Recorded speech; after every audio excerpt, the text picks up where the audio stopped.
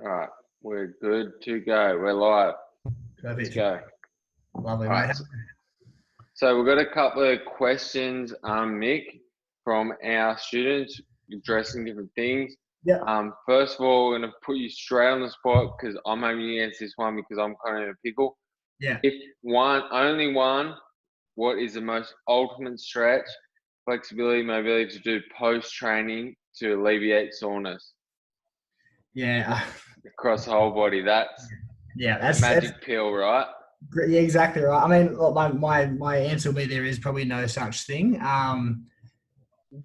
Always, make it specific for you. So if you do have an issue with a specific area or you have a niggle, I mean, try and find something for that one area and focus on it. Trying to, appease that question though. Look, I'm a pretty big fan of child's pose. I think child's pose is a pretty handy stretch for a lot of people. Yeah. Just it's multi joint. It's easy. So again, I think in that question, one stretch only. It's probably because you don't have much time or you're just keen to keep it efficient. I think a child's pose is a pretty friendly stretch for most people. So trying to answer the question, I think child's pose comes to mind as something that I would probably give a lot of people to do, particularly if they are getting some shoulder stiffness, some back pain, all those things. So again, if you have some knee issues, you might have a trouble with a full depth child's pose. There's modify and reduce that stretch too. So again, the real answer always isn't it? Everyone has their own answer for that question, but trying to answer it, no child's pose. Yeah. Cool. What would your thoughts be on as kind of an ultimate stretch, like you're saying, child's pose, and there is no one size fits all, but the couch stretch that you can get deep into the quads, the hip flexors, the groin, and get the best you can into your psoas. What's your opinion on that? Yeah, I mean, a lot of the ones we already do at Human, I always think pretty good. Just your kneeling stretch. It obviously depends on your mobility, your history of injury, all those things. But the ones we normally do, I think, to be honest, Pitts, they're awesome. So just where you're doing like your kneeling, your semi split kind of kneeling, opening up those hips, and obviously just mostly, as I'm sure you always do, just really focusing on form. So getting that posterior pelvic tilt, so getting your pelvis to tilt, so you're not arching your back. I mean, that's the Yeah. big thing to target that psoas. Again, for those more mobile, flexible people, adding that wall component in where you're really flexing the knee up against a wall or onto the couch. As I said, there's multiple that I would give out, but my main one would just be the classic one, just because it's so simple and easy to do, to be honest. I think practicality is such a factor when it comes to exercise, particularly around mobility and flexibility. It's some people love it. I know you're pretty fond of it, Pitts, and you're pretty flexible. Me, I'm the opposite. I've never been that into stretching. I'm a shocker at the end of classes. I'm normally seeing that before I have to stretch, but We know that. Out the door before we can blink. that's me. Last in, first out, I think it was. Yeah, pretty much. But no, that's all good. I hope that answered the question that was asked and people who were kind of wondering that. And I guess it's one of those things, there's no one size fits all really, but you got to kind of work what's tight and sore at the time and work what I guess more beneficial towards you personally. Yeah, actually, Pitts, I'll make another comment. It's probably a more broad comment, but a lot of questions today and in the future, they're always about mobility or flexibility. Yeah. Everyone, or not everyone, but there's probably a few different perceptions out there of what actually flexibility or mobility. I guess probably a good place to start or go back to. To me, mobility is, how much you can move with what you've been given. So that can be determined by just your natural flexibility. Some people genetically have stretchy muscles, soft tissue. The way in which your joints are angled as well. So some people's, particularly hips and shoulders, the soft face more forward or more to the side, that can massively affect your mobility. So again, mobility, it is something that we've all got our own level of mobility. Flexibility, on the other hand, is how far you can push your tissue to its end range. And they are subtly different. Most people talk about mobility exercises, which is perfect. I think focusing on mobility as in becoming as flexible as you need to for your movement, that's what I normally focus on. I think, unless you're a contortionist or a gymnast or something that requires crazy amounts of flexibility, I personally don't encourage my patients or anyone who asks me to focus on flexibility too much. Just, have a specific or a functional goal for how flexible you want to be. So if it's so you can do an overhead squat comfortably, perfect. But, not many people should be able to reach their shoulder all the way back and go into too far a position. That's actually probably detrimental for a lot of things. If you're lifting heavy and you've got too much flexibility, we see a lot of injuries from that too. So, Okay. Just questions in the future around flexibility. Awesome. I'll always have a clause there and say, you should only be stretching or getting to a point that is functional. If that makes sense. Yeah, well, I guess that kind of answers another question with that in one, in the sense of, is there such thing as too much flexibility and things like that? My belief is, and knowledge and understanding, yes, there is, because exactly what you just talking of, then you can go beyond those points when you don't have that strength in that complete end range, like gymnasts do and stuff. You're going to make it more detrimental to yourself in the long run. And then as well, I guess that was a good segue in what you're saying into mobility and flexibility, timing the difference. You explained the difference clearly, which is really good. What would you say about mobility as such? Is the more movement weighted sort of stretch exercise you just mentioned? That'd be more of a workout stretches, and then post would be flexibility, if any, as you're saying. It's not too beneficial to do too much flexibility as such. You got me, Mick, or you frozen? Oops. All right, we're back. Now I'm back. Finish off where we were, Mick, and then we answer your question, Fiona, and then we'll get on to, I guess, Sam and Ash's while they're live. Perfect. Cool. All right. Sorry about that. Back. So, what's the question again, Fitz? It was regarding to timing-wise for doing your mobility or flexibility if you do some. We realise I understand explanation of your opinion and it aligns exactly with mine on flexibility, and there is such thing as too much. But now, if you were to do a bit of flexibility, just work to get a bit more flexible. Yeah, definitely. When should we do that? Post or pre, and when about mobility? Cool. So I guess the research around flexibility training, it's up in the air. There's no crazy high gold standard level that says static stretching changes much in our body. We know it does, but it takes months, if not years, for static stretching to truly bring about, true measurable change. So I'm still more than happy patients or people ask me about static stretching. I think there's a time and a place for it. The one thing I would say is, in my opinion, you should always static stretch after you're doing something. So particularly in our setting, always static stretch after you do your WOD, after you do your workout. Yeah. Mostly the research is pretty clear around stretching, where if you stretch before you do power-related movements, your performance will reduce. So if you try and, just do your max vertical leap test, they've done this study where people who do a max vertical leap, the ones who stretch before, they actually jump to a poorer degree versus the ones who just warm up in more of a dynamic way. So general rule of thumb with all that mobility stretching warming up, I think we already did it at Human pretty well. Having a dynamic warm up before the workout, and then at the back end of the workout, on more static or stretching and flexibility related things. So save your heavy stretches, your flexor stretches, all that for the back end when you cool down. That answers the question. Yeah, that does. That makes sense. That's kind of good.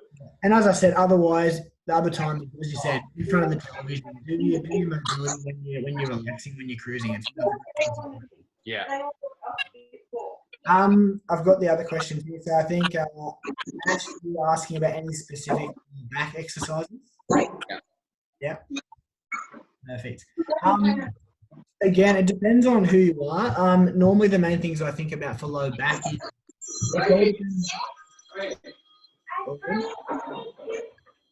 low back stretches. It depends on what you do.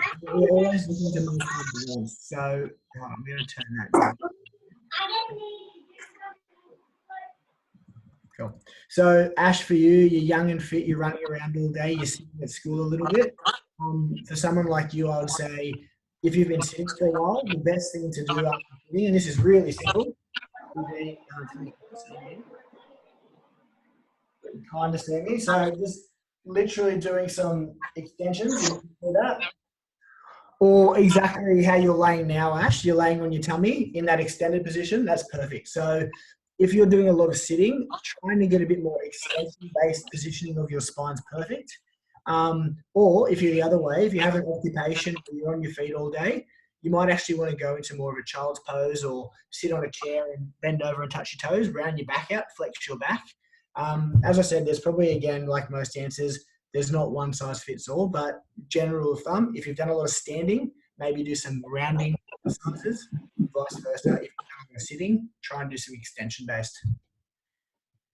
Hopefully that answers that question. Our body essentially just likes to kind of be in the middle and likes a bit of balance. So if you're doing one or too much, try and balance it out with the opposite movement as a general rule of thumb.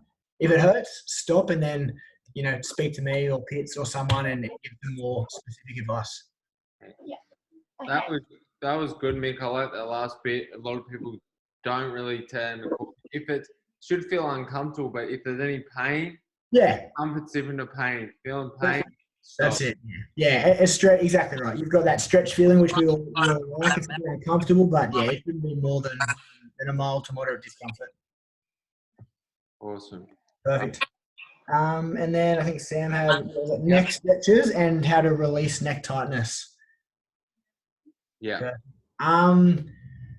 Again, one thing I'll say, I'm going to keep tangenting off here. Often when we feel, and this will go into Marley's question too, but we'll wait that again. But when people feel tight, more often than not, particularly in the neck, feeling tight is actually normally a sign of fatigue as well. So, again, it's not always a blanket rule, but if you're doing a lot of desk-based work, a bit as well. Yeah. When I see a lot of patients come in, whether or not they're, a tradie, they're a teacher, whatever they're doing, an office-based worker, more often than not, I would say 2/3 of patients who complain of stiffness in their neck, it's not because they are tight, it's because the load they're putting in their muscular system is being overloaded or overwhelmed. And I mean, it sounds really, really novel, but if you sit in front of a computer, I'll go side on. If you're in front of a computer all day and your head's a little bit forward, our upper traps, a lot of our erector spinae muscles in our neck, they're all working in an elongated position. And my favorite thing I show patients is if I got you to hold your elbow or your bicep in a 90-degree position where our bicep's pretty short, we're going to be able to hold a weight for a long time. Where if we hold weight with a more elongated bicep, we're going to fatigue a lot more quickly. So if you're doing a lot of work where your neck is going forward and elongated, you're actually probably going to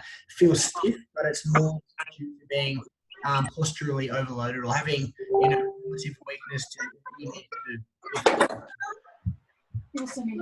So answering the question, rather than stretching for most people, I actually use more strength. So being CrossFitters, we're all doing strength, but making sure getting nice strong traps, that's one of the best things to actually work on the neck. Otherwise, if you have true neck stiffness, again, I don't do that much neck stretching, but provided you've got no neck issue or your disc or anything, even your lateral stretching is normally more than fine. But I think I may have shown you this one before, Sam. I think a chin tuck, if you can see me there, so going back and doing a double chin. Yeah, so doing that either repeatedly in sitting or even laying on your back in supine and just trying to lengthen your spine and hold a static position. That to me would be the best neck stretch for most people. Yeah. No, I agree. That's good. That answer that one was perfect. Perfect. Yeah, good stuff. Good stuff, Ash. Love it. Yeah. I think Marley had a question as well, Pitts. Yeah. With regards to sort of I've got it here. I'll read it. So after doing lots of jumping, either with box jumps or doing skipping, when the calves feel super tight, is there a possibility of overrolling or overstretching them before training?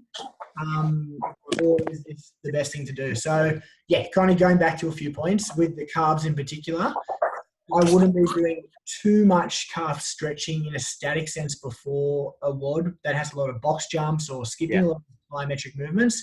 Again, either I'd be doing more, doing some calf raises, maybe some dynamic stretches where you're, doing some stretching for short periods on off. Even some isometric holds, so some static calf raises for 30, 45 seconds. A lot of stuff that we already do. To me, that's the best way to warm up our tendons, particularly for plyometric things when it comes to the Achilles and the calf.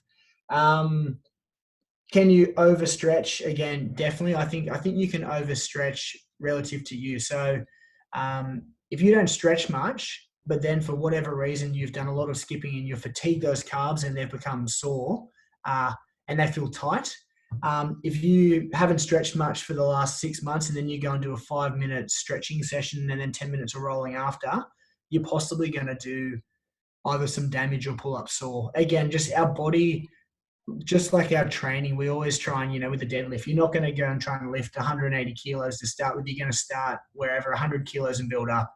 There's no difference to stretching.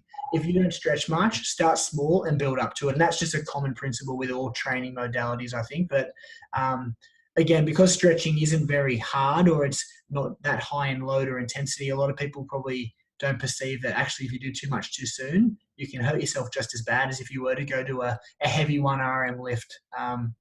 So I do see the occasional patient who comes in after they've done heaps of stretching and they actually end up pulling a muscle or getting a tendinopathy or something like that. So just quickly again, Marley, for those plyometric things, make sure the calves are warmed up, doing some static calf holds, some very dynamic stretching, but not too much. And then personally, after that WOD, feeling tight is more a sign that you've just fatigued the muscles, so you can't do a whole lot about it besides let time and your body do their thing. But rolling out's fine. There's nothing wrong with it. Personally, more than 5 minutes of rolling, you're probably getting, at that point, you've probably done enough. Probably start to back off, 5 minutes of rolling. And again, if you want to do a stretch, but as Pitt said, don't go into a discomfort that is, perceived to be too high. I normally say if it's getting more than a 6 or 7 out of 10 in discomfort for stretching, you're definitely going too hard. Hopefully that answers the question. I think it did. That was on point. And I like the notes make people aware of warming up and stuff. It's just, that's why in warm-ups and stuff, we go through movements and sometimes a similar replica of the work that we're about to do. So it gets the blood flowing, everything warmed up, we're in the rightful place. So yeah, I think you hit that on the head. Perfect, mate. Thank you. And again, I'll say one more thing. I keep having ideas jump in my head as I keep going. Feeling tight, even in the calves as well, it's probably more of a sign of fatigue. So we naturally, our natural instinct when we feel tight is to stretch, and occasionally, or sometimes that's more than appropriate. But in the context of feeling tight after doing a lot of exercise with the calf, I think most times, and I'd say in Marley's situation by the sound of it, it's more fatigue. So think of tightness. It's another type of pain. Pain is sometimes a protective mechanism. It tells our body to stop. We've done enough or we're doing too much. Yeah. Tightness is just in my head, in this situation, tightness is a low form of pain, if that makes sense. So, so just it's your body saying you've done enough, essentially. Yeah, 100%. No, that answers that question well and truly. I think that was awesome, Nick. So thanks for touching on that. Before we kind of wrap things up, have we got any additional questions from Fiona, Sam, Ash? Well, we've got you guys. I think. And I think there was one from Alex Burge, wasn't there? There was one from Burge, yes. I think Burge asked any recommendations for good shoulder rehab and flexibility exercises for all the work that we do in the gym. I think that's an easy one for me to answer. I'd say the biggest thing I see when CrossFitters or general, population come to me, but definitely from human, the most common injury I would see would be rotator cuff related pain. So our rotator cuff, it's just quickly, it's 4 muscles that attach onto our shoulder. It's responsible for doing all our more fine rotational movements of the shoulder, but it's also really important for stability with all movement, including overhead. most of the time, I'll grab a model for a sec, Fitz. I'll be one sec. Yep, you're all right. Cool. And you can see it there. So that's looking from behind. So that's the right shoulder. Okay. And this is from behind. Our rotator cuff basically covers our whole scapula on the back and on the front. And it all pretty much attaches onto I'll bring it up closer, all onto the point of our shoulder. The main muscle or muscles I see people injure with CrossFit would be in the more posterior muscles. So the supraspinatus that fills this cavity and the infraspinatus. And so, correct me, sorry to cut you off there. You're right. In that part that's most common one, that normally they feel that discomfort on the downwards phase of movement, not the pressing. Is that correct? It'll normally be in a press phase, but in the lowering of the press phase as well. So more eccentric phase, but of a press movement generally. Again, this is I'd say 80 to 90% of people who come and see me for this stuff would be with CrossFitters would be more push related. Again, not always, but more often. Those two back muscles, the infraspinatus, and the supraspinatus, they're more dominantly used to stabilize our shoulder for a push. Okay. So essentially, their movement by themselves is external rotation, and somewhat to a degree some abduction as well. So what I'm kind of hearing, it might be a bit of overuse of the traps rather than building those lats and getting engaged through our thoracic, our upper back, and our lats. Is that correct? Yeah, we want all those major, more global muscles, Piers, your traps, your lats, 100%. They all need to be working in the right way. My advice for Burge would be, what's a good shoulder rehab or flexibility? I think if there was one that everyone could do, it would be, again, I'll happy to post a video or something up later on, but doing a side lying external rotation. Okay, yeah. If I'm lying, and it's just boring stuff, this is like real bread and butter, but rotation, external rotation, focusing on the eccentric phase. So if I'm lying down now, as I'm lowering the weight down here and then coming back up. So I'd be going 1, 2, hold, 1, 2, 3. So really focusing on that eccentric or lowering phase with an external rotation. I think if everyone did that a bit more, and to be honest, only twice a week, if you grabbed depending on how big you are, but if you're a bit of a smaller female, you'd only need a couple of kilos. If you're a bigger guy, you'd only need to go up to maybe an 8 kilo at most. I'd say 2 to 8 kilos, depending on how big and strong you are. But just doing a few sets of some eccentric external rotation of the shoulder, that would probably reduce my business by half for shoulder injuries, which is good for everyone here. So, that would be my one exercise for you, Burge. And the one thing I'll say, when we do eccentric contractions, there's actually a lengthening effect to the muscle for an eccentric contraction. We know in the hamstring in particular, if you do focus on like our Nordics and stuff, when people do Nordic programs, so they do for 12 weeks, they do twice a week do Nordics. Yeah. In the A League and the AFL, they measure this at the start of the 12-week period. The average length of a strand of hamstring muscle was 10 centimeters.